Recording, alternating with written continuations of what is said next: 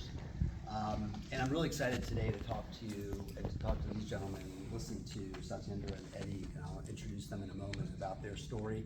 This is a really interesting story. I mean, for any of you who've been covering financial services, everyone understands tech debt, the legacy apps that are existing in the data centers today, and how difficult they are to move, how mission critical they are. And so the story today is going to be an inspirational story around, perseverance and leadership. And so I'm really excited to share it. So let me start off with just an overview, and I'll start with Eddie first. Eddie is the Director of Market Strategy for the Insurance Software and BPS division at DXC. He leads a team of experienced insurance technology professionals focused on innovative strategies and solutions. Prior to joining DXC, he's led high-performing teams in the areas of corporate strategy, corporate development, partner ecosystems, and insurance software. Eddie's a graduate of the University of South Carolina and serves on the partnership board for USC's Honors College. He lives in Columbia with his wife Tracy, and they have 2 wonderful daughters. Thanks again, Eddie, for coming out. That's like the whole thing. That's Eddie. All right, and then Satyendra Kumar, VP of Cloud Transformation Leader and Executive Sponsor for Mainframe Migration at Lincoln Financial Group. He's got a track record of leading large transformation initiatives and recently led the complex mainframe landscape migration to AWS in partnership with DXC. He's an IT transformation leader who inspires teams to achieve aspirational outcomes. He has a passion for solving complex problems and driving profitability. He's recognized for large-scale IT transformations on time and on budget, focused on operational excellence and cultivating an engaged culture, leveraging a bias for action. Satyendra has deep expertise in digital cloud, infrastructure, and app development and process optimization. Prior to joining Lincoln, he led an enterprise IT transformation, including all applications and infrastructure at Voya Financial. He lives in Hartford with his wife and son, and I think your son just graduated, right, from Carnegie Mellon? Yep. He's at the French Open, if there's any tennis fans here in Paris as we speak. And a little known fact, he is friends with Novak Djokovic, to stick on the tennis team for a moment. So thought I'd just share that. But thanks again for telling the story. I'm excited to get started. So as I mentioned, tech debt, mainframe migrations, probably had a lot of pressures. You had vendors telling you move it. You had everyone internally saying, whatever you do, don't move it. What made you decide to actually take the plunge and start moving the mainframe? Good question. I think the whole industry is faced with this challenge. I started my career in 1997 when Y2K was happening, and people said mainframe is dead. We'll get out of mainframe. Today is 2024. We are still running on mainframe. 90% of the banks, all top 10 insurers. It's not about the mainframe, it's about the legacy technology, right? The older the company is, the older the systems are. And most of the companies are, built through acquisition and integration. So it's a really hard thing to do, but digital transformation is a real thing, right? How do we conduct business? How do we get to the market faster? And how can we do it cheaper, right? There's a cost pressure, there's a technical debt, and there is a demand from customers to serve them differently. And I think that was the key driver. Everyone had the desire, and it all came to fore when we realized that recently, some of the software cost has been growing exponentially, right? Obviously, we are not able to take benefit of the cloud or decentralized technologies. And all of that brought us together that, are we audacious enough? Are we courageous enough to really embark on this journey and see it through? Right? So it's not about a technical journey, it's a journey of people, right? Because technology is not hard, it's the people who are hard. If you put your mind and heart to something, there is nothing you cannot solve, but it requires that gumption. And I think when we went on this, we had 3 objectives. The first is that reduce the cost. So through this, we are reducing our cost by 50%.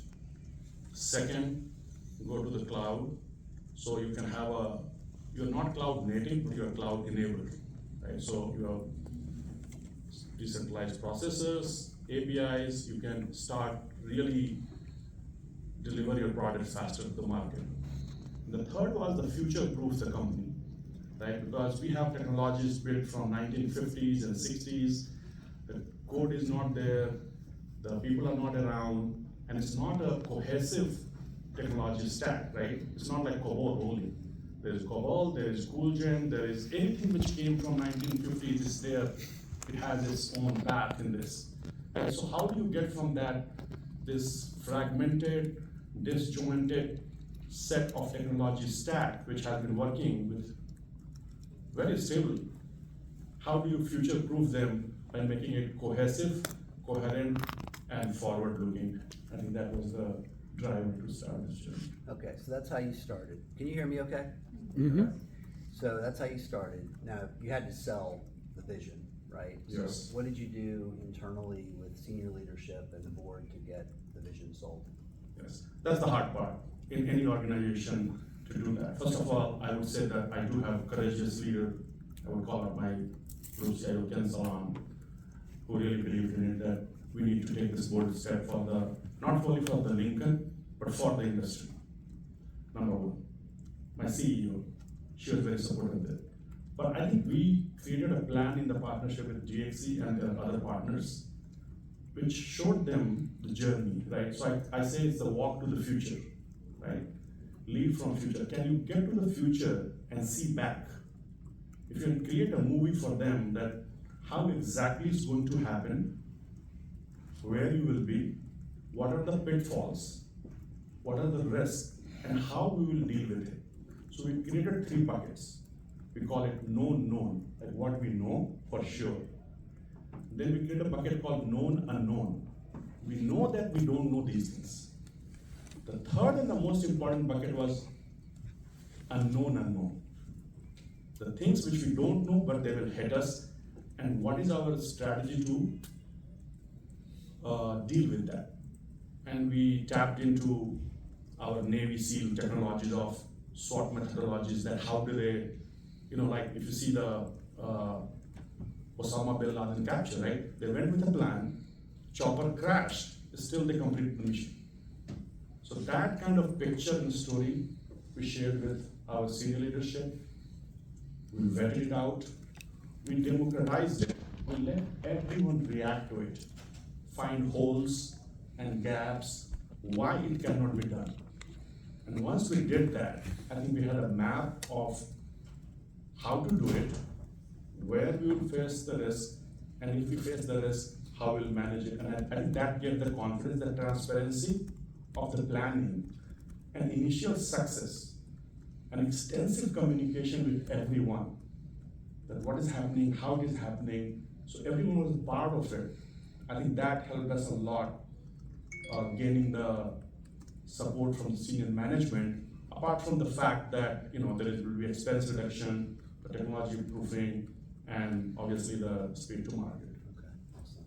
And so you brought up the plan in DXC, and how did you decide to bring DXC in as a partner for this? So if you look at the insurance industry, right, there are a few key players where the product has been running for decades, and DXC is one of the primary leader. They know their product best, right? So they have the institutional knowledge. They also had the same gumption, right? Ray August, who is their president, and we all came together that we need to do that again, not for this Lincoln, but for the industry, and we found them committed, one team mindset, and I think we were not going to stop whatever it may come. So a lot of time we talk about technology, and a little bit talking about the human elements, that it requires what kind of emotions, the courage, the leadership, and commitment, that if we fail, we'll fail together. If we succeed together. And I think DXC was an obvious choice. They had the people quality and the technical acumen in the house was just really solid. Eddie, let me ask you a couple questions. So I know that you've been a trusted advisor and partner in the insurance space, but in financial services for decades. And you are going under a strategic transformation and a new approach to kind of cloud-enabled technologies. So help us understand a little bit about DXC and the shift you're making to cloud enable. So it's a fascinating journey. So we are a very large vendor and BPS provider. We've got 90 plus products in our portfolio globally. We have in life insurance in particular, so in the life insurance sector, we're the dominant solution provider here in North America. We're the dominant solution provider throughout Asia and for big parts of Europe.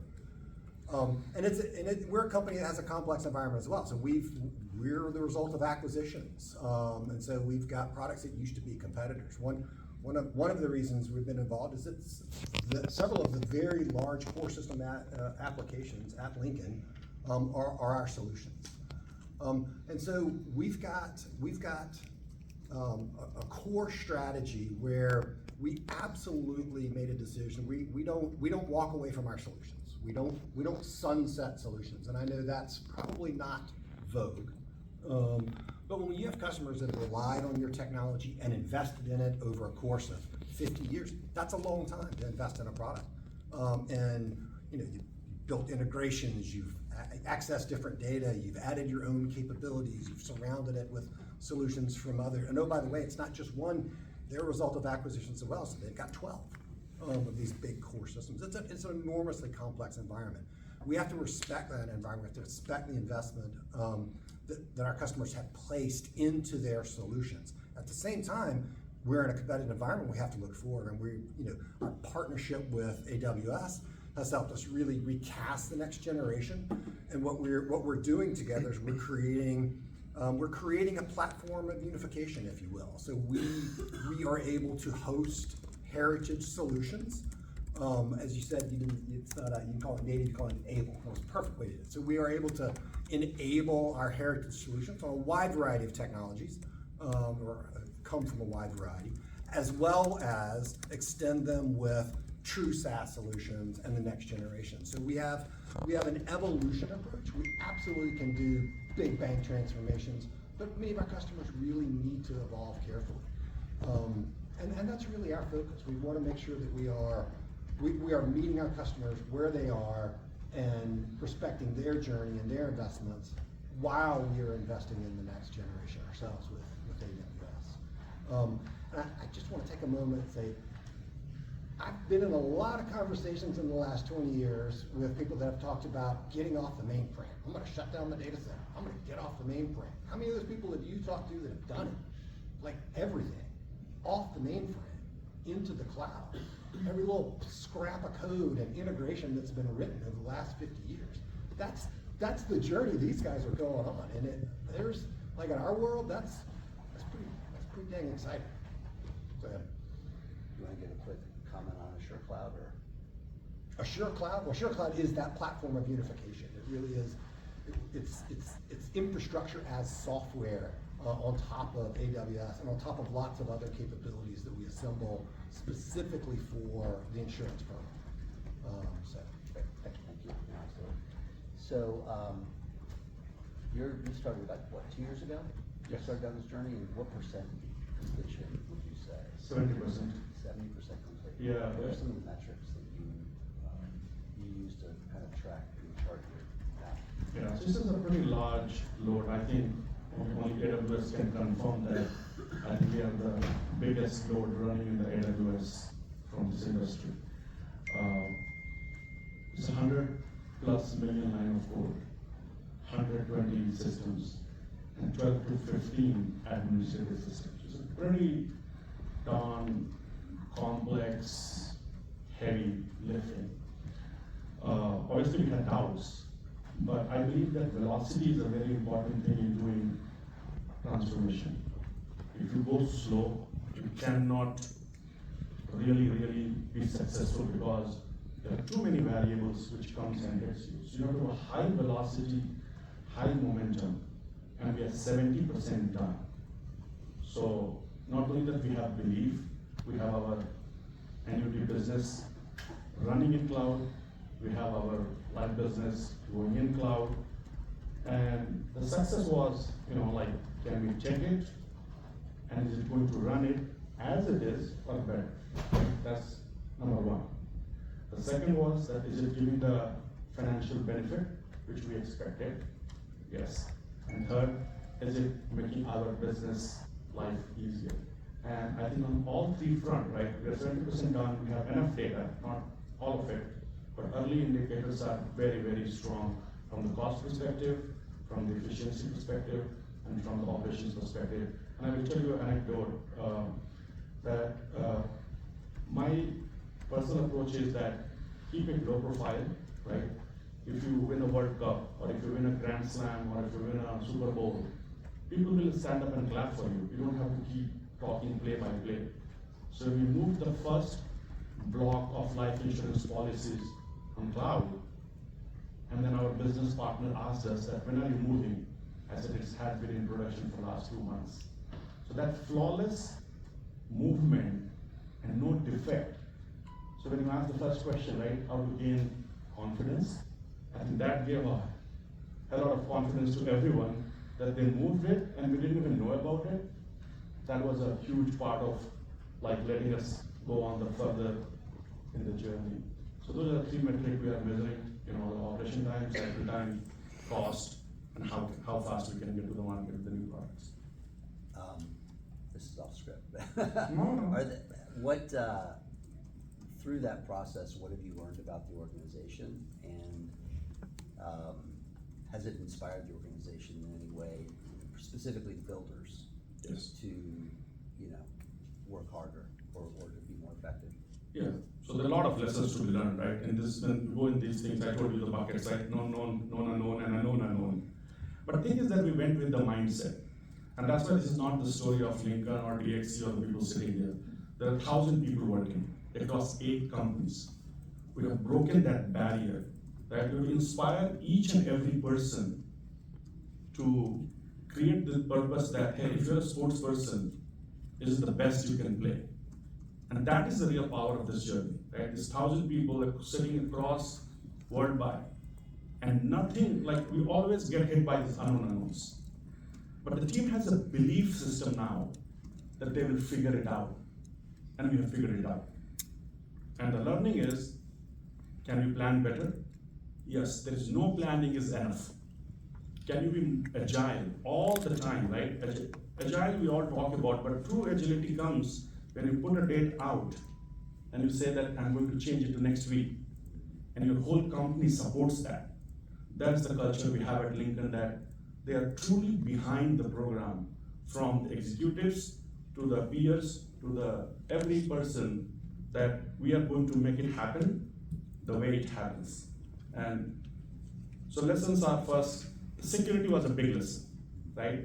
The security on mainframe is open-ended, right? It's like when you go to cloud, it's a massive affair. Who comes in, getting authenticated? That's one thing I wish we would do better. Second is data migration. Don't underestimate the data, because you're fundamentally changing the data structure, and you are moving a large swath of data, which is financial data, real money. So data migration and security, there are 2 things which I think we stuttered a little bit how to really master that. But every time we do that, that's why we do this approach, right? Take the least risky big bang early, and you learn from that, and you implement in the next one, and in the next one. So a lot of lessons learned. Social engineering is, those who are sitting here, right, we all talk technical. Social engineering is the most crucial part of this journey, that you bring every 1,000 person on the same page all the time, let them know that what's their part in this journey. So we create a Wikipedia, right? It's like I can go and search. So you democratize everything, and everyone knows what part and what role they are playing. So everyone is marching together. It's like humming together. It's like an orchestra. And those are the lessons, right? That bringing people together, security, data, and obviously more planning, right? I cannot understate that whatever planning we did, more planning was needed. Okay, excellent, thank you for that. Eddie, tell us a little bit more about the AWS partnership, specific to insurance, but just really overall, what it's bringing from a capability standpoint to DXC as an organization, maybe how we're working closer together, and how it maybe is shaping your go-to-market in insurance. It's fundamental to our strategy globally. Again, we talked about Assure Cloud being a platform of unification. It's not just unifying solutions that you have of ours in your data center that you're moving to the cloud, but also solutions built by third parties and consultants, and so we've got this ability to cloud enable heritage and then build natively on top of that. None of that, we couldn't be anywhere close to where we are without what has been unbelievably fantastic support from AWS over years. And it's more about people.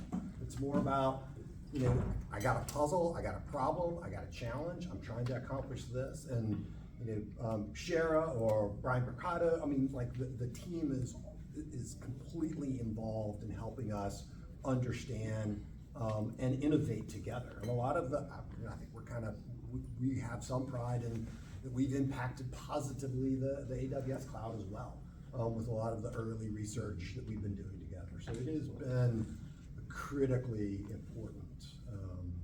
Like I say, we couldn't be where we are. We couldn't propose to do the types of things, blending 50 years worth of technology from multiple vendors onto a single unified cloud platform. We would be nowhere close, but together we are. We're able to do really big stuff. Excellent. Any advice to anyone else? Like if there were other customers, and I know there are some in the room that also have mainframe environments. I think we have done it. If we can do it, you can do it. First is belief. The second is really, see what benefit you are going to get out of it, right? What is the purpose, right? Open block, closed block, inactive, active. Do that assessment, right? At Lincoln, we don't do anything for the sake of doing, right? So Lincoln our CEO has 4 pillars. 2 of them is drive profitability. The second is invest in infrastructure, right? So this expense reduction is a huge player in driving profitability for the company.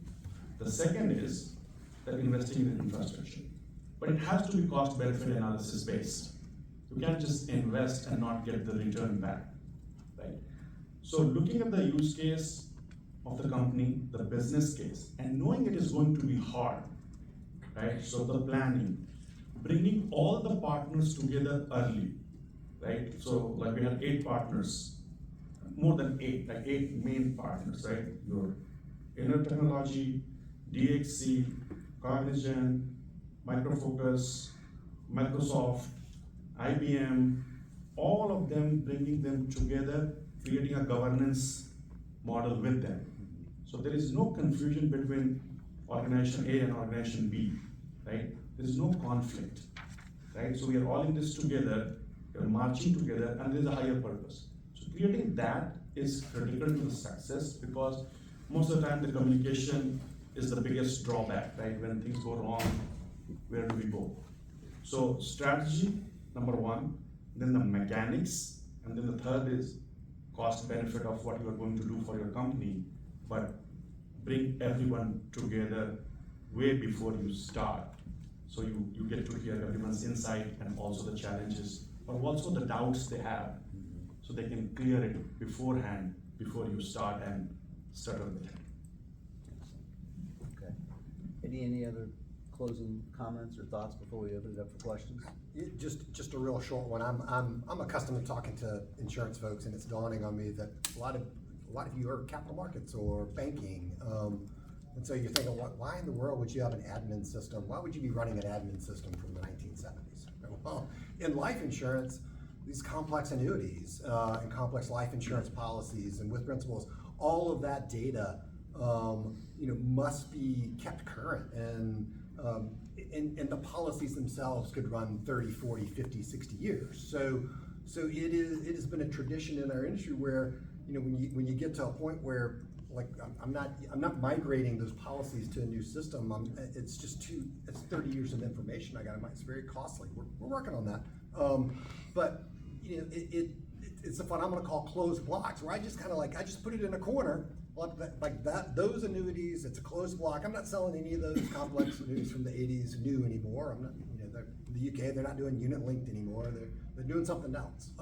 And I just move it all and run it in my data center in a corner with a BPS vendor. So I just wanted to note that these are very complex policies that are being administered, and they've got a lifespan of 30, 40, 50 years. So that's one of the interesting parts of the life insurance business. And it's a very common challenge across all the life insurers, correct? Yeah, yeah.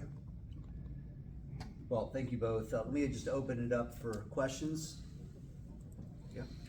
Fabio from Celent. I would like to understand a little bit more on the platform unification, right? So we've seen like as an alternative for a full system replacement, or when you're dealing with multiple core systems, what some call middle layer or middle office, you have the digital layers, unifying those systems in the back. What is the exactly the proposition of the platform that you mentioned with this unification concept? So if I'm an insurance company with multiple core systems, instead of a full system replacement, how that that platform can solve my issue and make systems communicate, or maybe if I need to see policies that are in different core systems and so forth. Right.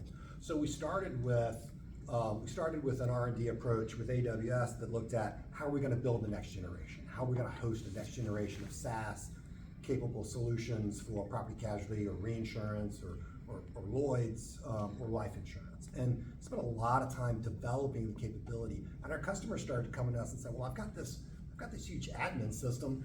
Can't you just run this in the cloud? And we're like, well, yeah, we can do that. We've built the cyber defense capability. We're monitoring all the stuff. We've built the data services and pipelines, leveraging tools from AWS and others. We've built a very elaborate API management capability and thousands of APIs.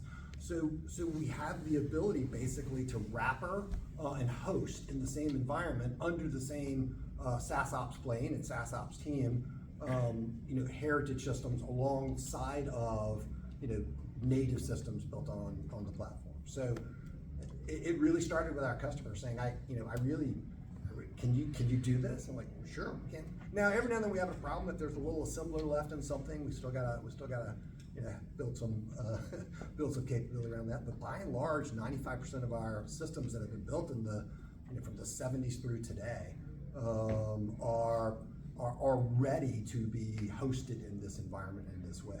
Now, what that does is it creates, because what happens in an insurance company, or in most companies, I assume, I only know insurance, is that I've got a vendor system, but I'm going to write some code that's my own, right? I'm not even going to tell the vendor sometimes. So there's all kinds of stuff, and you're 3 generations behind, or 2 generations. It just varies, and it's this idea that most of the conversations like, well, the first thing you got to do is you got to upgrade to the current release. I'm like, well, no, you don't really have to do that. We can actually deal with where you are and host it forward. And then as you're innovating and adding extend products and new value, then you've got a different opportunity. You've got a different horizon of opportunity in the cloud than you did in your mainframe. So that, I don't know if that exactly answered your question. No, it does. Now I understand better. Thank you very much. So I have a question. So are we talking about a dual process here? One of modernization and replacement with native cloud services, another kind of a hosting for now, existing stacks? And is that hosting happening in AWS? So it's, because people have talked about there was the early crude message of mainframe modernization was it's all rusty junk, unplug it and run their cloud. Nobody could do that even if they wanted to. So now there's a much more sophisticated approach that you two have laid out, very interesting. But it takes a while, and the question is, what is right for modernization and kind of rebuilding on native cloud services versus something that has to be hosted? Some of these online transaction processing, that's the one thing the mainframe is really good at, is a utilization issue, not so much a tech inadequacy issue, right? So just helping us understand the context of. Yeah, I can take that, right, as I'm running the information. So, yes, it's not one answer, right? You're right. So let's say, example, right? Right now there are 40 different technologies that are sitting in mainframe, right? all 40 are brought to now one, right? And then it's hosted in mainframe. So that's not complete modernization, right? It's not cloud native. But what it has done is trimming a disjointed, fragmented technology stack to your one technology stack in cloud. And there is a container and the wrapper with all the APIs and everything done. Utilization wise, because cloud allows you to run one processor, two processor, three processor, you can run 20, like I'm running 10 parallel processor to match what was the mainframe, right? So this power AWS gives you to give multiple parallel processing capability, right? That's one. The part two is that where it meets your need, that's why I said it, right? That for your use case. Do you want to really modernize it completely? Then we have taken some applications where we are making it cloud native. And that approach is different than this approach of just unifying it and hosting it. So at Lincoln, we have taken with DXC part mostly, it is about unifying and then going to that homogeneous layer in the cloud. But there are other applications at Lincoln where we are completely modernizing it and making it cloud native. And that's part of that app rationalization and assessment that you said was a critical. Absolutely, Yeah. yes. So it's like, you know, what fits for your company's need, right? Like for our retirement systems, we are going to sell retirement for the future. We are completely modernizing it to the new technologies, which is cloud native. So we can completely take that. So you have to pick and choose the solution based on what you're trying to attain, like a closed block. Your goal is to run off the cheapest possible way. Right? So basically you lift, shift, and just minimize the cost. Right? Does that help? Sorry, I didn't get your name, but Lee Lee. Forrester. Lee Suster Forrester. Thank you. Did that help? Yes.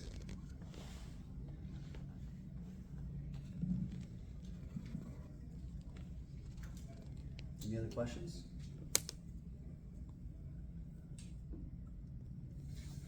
Nothing? Okay. Thank you both, gentlemen. Really appreciate it.